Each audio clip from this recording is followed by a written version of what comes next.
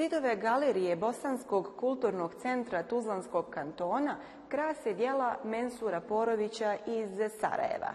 Riječ je o akademskom slikaru koji je ujedno i dobitnik nagrade za crtež na prošlogodišnjem bijenalu Umjetnost minijature Bosne i Hercegovine.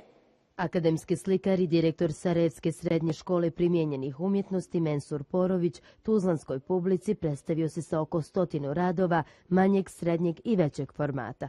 Dio sna ciklus je radova ovog umjetnika koji su nastajali nekoliko posljednjih godina. Najviše je 2 godine radova u posljednje 2 godine, mada ima par radova koje su 3 godine najviše.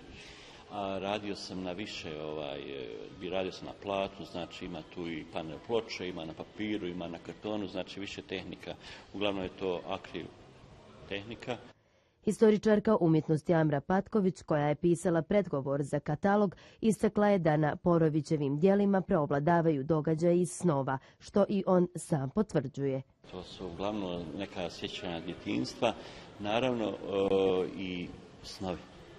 Nešto u posljednje vrijeme malo razmišljam, tu mi se remeti, da li su nešto iz djetinjstva, sve normalno da se čovjek sjeća djetinjstva najviše, tako da se ja sjećam djetinjstva i te neku energiju koja se u meni nakupila iz djetinjstva, ja to uglavnom prenosim na svoja platna i na svoje slike.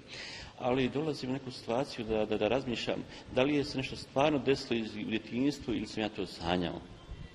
I ima ti nekih snova ili događaja koja apsolutno i dan danas ne znam da li je to bio san ili je to bila stvarnost. Tako da sam pokušao te neke i svoje snove prenijeti. U posljednje vrijeme privlače ga minijature, ali su mu veliki formati bili i ostali strast. Na njegovim platnima dominiraju apstraktni motivi. Lakše mi je slikati na ovom velikom platnu jer tu mogu da se razmašem. Uzmemo četku veću pa onda udri po platnu i nikada ne zna kad krenem raditi šta će na kraju ispasti.